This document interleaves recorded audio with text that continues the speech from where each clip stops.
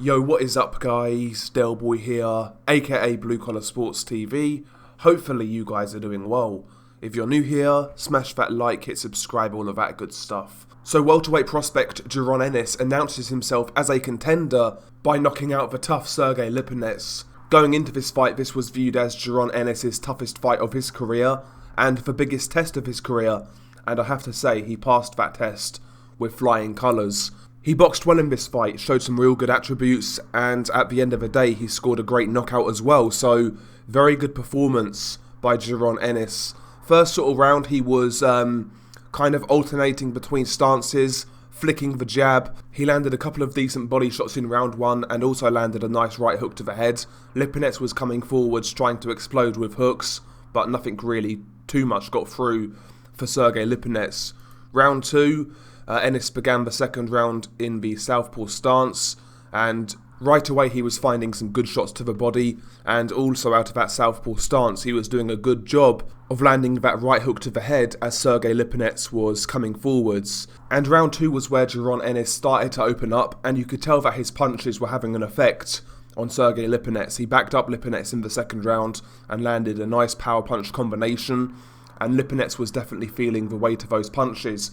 You could see that Ennis' face was starting to redden, and Ennis has this punch technique where it's almost like he's whipping those punches, like they're stinging punches, and you could tell the effect on Lipinets' face. Now in the third round, after starting the first two rounds in the southpaw stance, Jaron Ennis actually boxed out of the orthodox stance in the third round, and once again, it didn't really make a difference. Ennis was still finding those combinations, finding a home for his uppercut as Lipinets was coming forwards. To me, those uppercuts are some of Ennis' best punches, and we saw that in round three.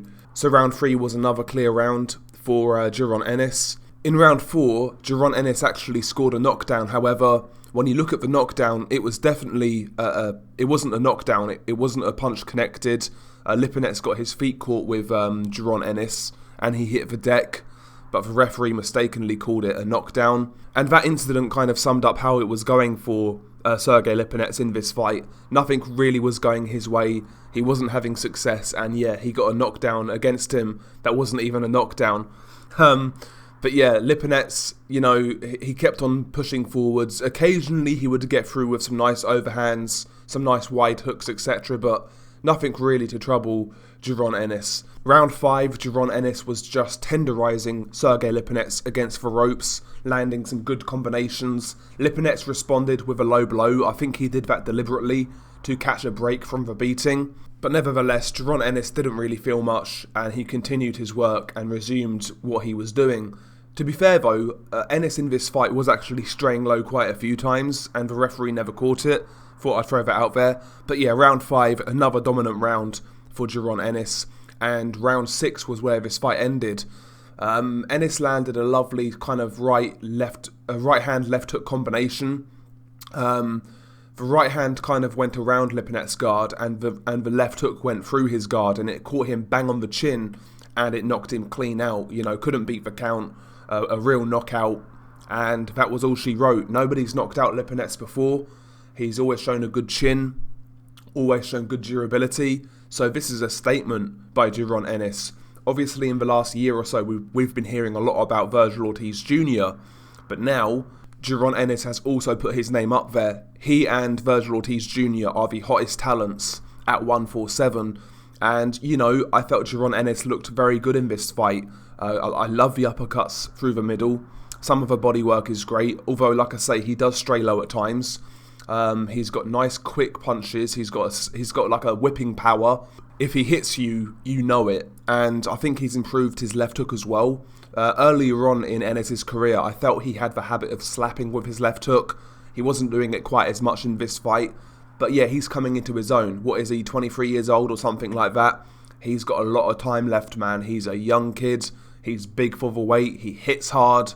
He's strong. He's got nice speed. You know, nice skills on the inside for a big dude as well. Really can shorten those punches up. He's got lovely combinations. He can work the body. He's going to be a real handful. And I'll tell you what, the welterweights right now, the likes of Crawford, Spence and etc., we're waiting for these guys to fight each other. Before they know it, these young boys are going to be on their heels. And just maybe one of these young guys can knock one of these guys out and take their crown. So, listen man, these guys are hot on their heels now. They really are. Ennis is saying he wants to fight the winner of Spence Ugas or someone like that. He's ready. You know, he seems ready. So, really enjoyable performance by Jaron Ennis. Where does he go next, realistically? I would say someone like Danny Garcia. If Danny Garcia would stick around at 147, I think that would have been a great fight for Jaron Ennis. Maybe a Sean Porter. You know, these are the sort of fights I would like to see from Jaron Ennis next. But I've got a feeling this guy's going to have a hard time finding fights right now because he's still not a massive name, but he's extremely dangerous and he's extremely talented. So he's kind of in the who needs him club, maybe. But I like what I see with Jaron Ennis, I have to say. Earlier on in his career, I had a few concerns about his defense. Like, if I go back and watch the Ayubov fight, he was inviting far too much pressure on himself and he was getting caught quite regularly.